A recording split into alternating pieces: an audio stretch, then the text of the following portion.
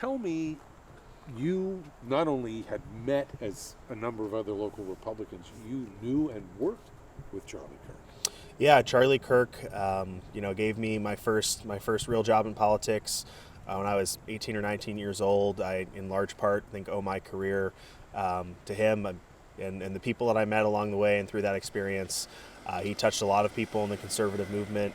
I've seen an outpouring of support, people horrified of what they saw yesterday, that I never in a million years would have guessed were conservative or even had political inclinations whatsoever. So I think he clearly touched a lot of people. He was a warrior for the conservative movement and for conservative values. And I think what we all saw happen yesterday is horrifying, and it's still something I'm trying to process myself, to see somebody that was once a friend of mine be assassinated in a crowd of thousands of people on a college campus is really, really terrifying time for our country. What did you do for Charlie and his, and I'm guessing it was the company he started. How long ago was that? I was worked there from 2015 to 2017.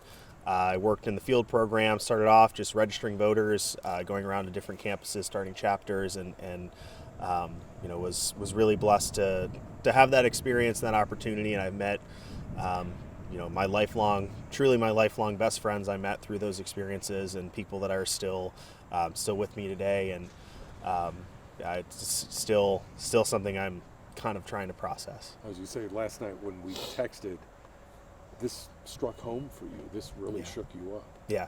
Oh, incredibly. I mean, it's, like I said, it's a really concerning time for our country.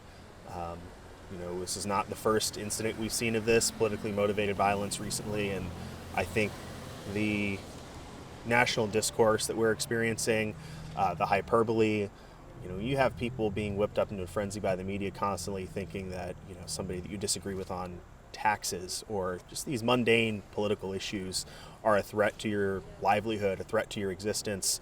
I think it leads people to do terrible, terrible things. And I think it's, like I said, this is not the first time we've seen this. And I'm just very, very concerned for where we're going to go as a country as a result of this. Some have been saying they hope this is the turning point, ironically. Yeah. The name of the entity he started. Do you see that potentially? I certainly hope it is. I hope the same way after the attempted assassination of the president last year, and clearly that was not the case. So I'm very hopeful, and I can beg and plead for people to calm down a little bit and lower the temperature. And I think we all have some responsibility to take that upon ourselves and do that. Politics is a tough business. People are very intense. People are very passionate about what they believe, and they should be. But what I think made Charlie special was, even if you disagree with him, and a lot of people disagreed with him, is that he was always willing to have the conversation. I mean, he was killed at an event where the entire premise of the event was to come up and disagree with them and have a civil conversation, and he was murdered for that. And I think that's really what scares me is, no matter how much you can disagree with the content of what somebody says, it's a pretty bedrock American value that you have the right to say it, and that we need to have this public discourse, and we need to have disagreements. That's part of what makes America America. And we're at the point where we're seeing a wave of political violence in the last few years that we haven't seen since the 1960s. And I think with social media and how intense politics are today, I think people approach their political opinions with a kind of, I would say, religious zealotry almost in a way. And I think that in a society where politics has sort of replaced faith for large swaths of the population, and they approach it with that level of fervor, I think that is a really terrible thing that we're seeing, and I think this is the type of consequence of that. And I think we need to completely reevaluate our national discourse and the way we interact with one another as Americans, because there are a lot of crazy people out there.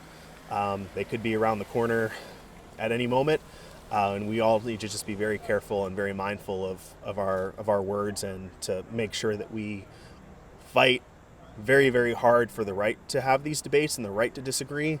But that at the end of the day, we have to be able to put our disagreements aside and accept that we're not only just Americans, but we're human beings. We're more than our political opinions. I always like to say, politics is what I do. It's not who I am. And I think a lot of people politics is who they are, and I think that is made for a very, very unhealthy country. Hi everyone, I'm Lindsay Watson. Thanks for watching the WKBN 27 First News YouTube channel. If you want more video news, subscribe to our channel, and don't forget to download the WKBN 27 First News app for breaking news alerts.